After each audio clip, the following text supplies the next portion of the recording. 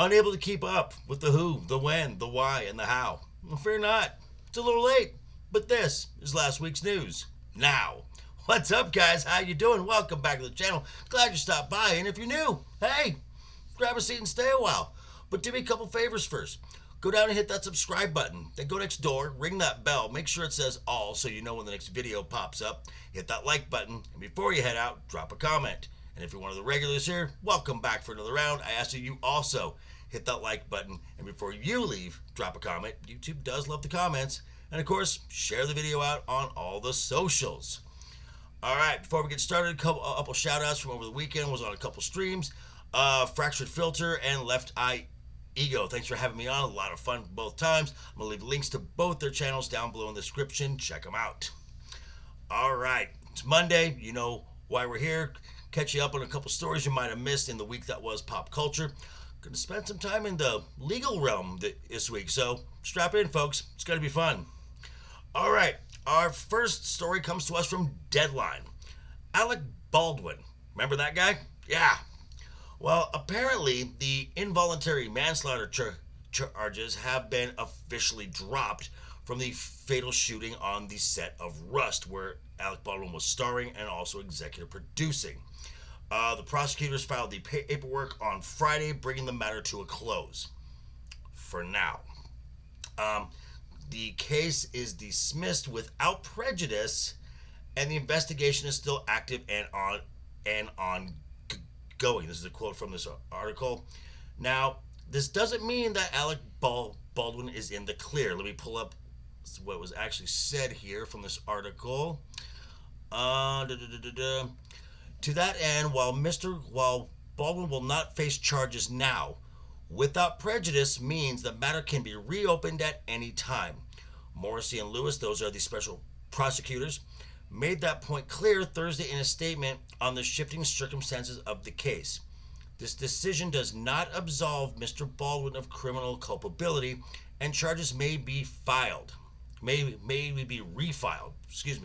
they said. Okay, so it's clear that he's not out of the woods yet, and also, I believe the family of Miss Hutchins is planning to file a civil suit, so he's not out of the woods yet, folks.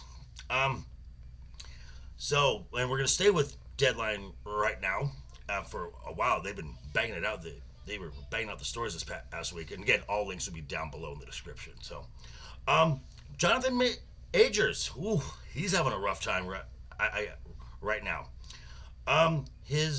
He and his managing firm Entertainment 360 have parted ways, along with his PR firm. Ouch. On top of movie roles that he has been let go from, ad campaigns with the U.S. Army has been put on hold. An ad campaign with the Texas Rangers baseball team, and the fashion company Valentino has suspended his invitation to the New York Metropolitan Gala, the big fashion show. So he's been dropped from that as a guest. Yikes. I just want to say, at least from my standpoint, and I know it needs to keep being said, Jonathan Majors is presumed innocent until he has his day in court. And if it is found out that he is guilty of these alleged crimes, he's a scumbag. Unfortunately, in a Me Too world, he's going to always have that stigma on him. And the fast tracking of him to being a super megastar, that has pretty much come to a complete halt, and that's a sad thing. Marvel, as he is also the main antagonist for this phase of Marvel films, he's Kang the Conqueror. Marvel, as of right now, has not released any statement on what they're going to do with him, so we don't know yet. But this is definitely a story that is continuing to go, and it's not done yet, folks. Okay. Speaking of Marvel, also from Deadline as well, Victoria Alonso, and yeah, The 17-year executive in charge of post-production and VFX, who was fired last month and when she promptly fired a lawsuit, they appear to have settled. Now, the details have not been released on the dollar amount, but as have been covered in other channels and the whatnot, and Deadline, according to them, they are reporting that the deal is a multi-million-dollar compensation. Sounds like the House of Mouse would rather pay someone off to be quiet than possibly letting their mismanagements get exposed.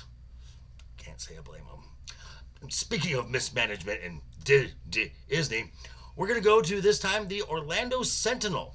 And this has to do with Disney, the Walt Disney Company, and the Reedy Creek Improvement District.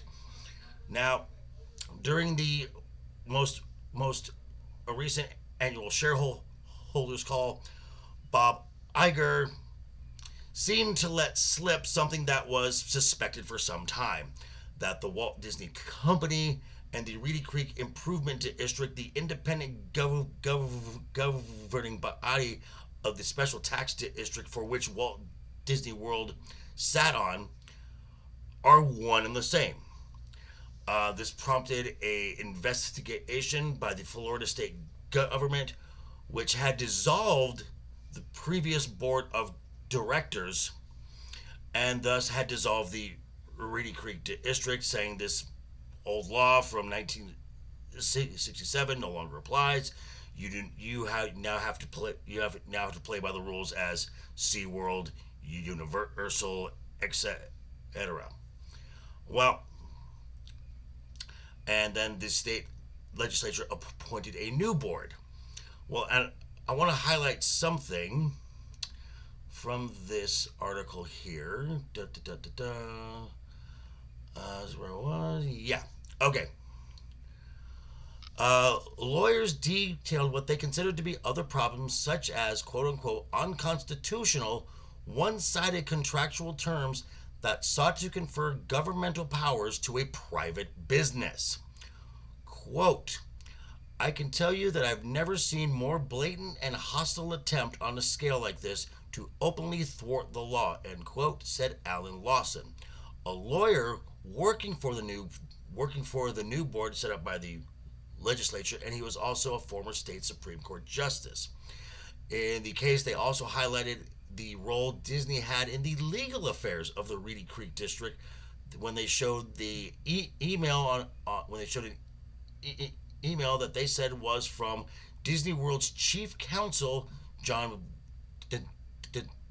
McGowan, where the email, the Disney lawyer said that he was listed as the drafter of the Reedy Creek legal documents, but it would be better from an optics perspective to have non-Disney employees listed.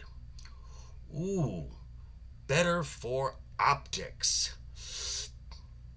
Disney knows they've been cheating, and they're still trying to, because instead of actually making it a experimental prototype city of tomorrow, they created two pseudo cities, that being Bay Lake and Lake Buena Vista, which consists of a series of double wide mobile homes that are all occupied by Disney people.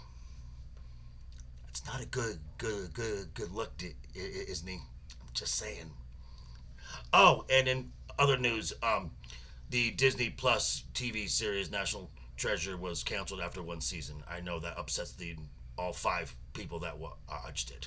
But hey, that's the news you might have missed. I want to hear what you think down below. Let me know your thoughts.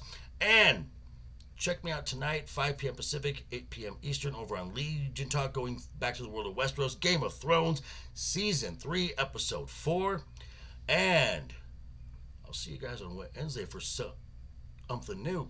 Until that time, don't forget, hit that subscribe button, ring that bell. If you liked the video, give it a thumbs up. If you didn't like the video, hey, Thanks for sticking around this long. I appreciate that. I will see you very soon. Have a wonderful week, folks.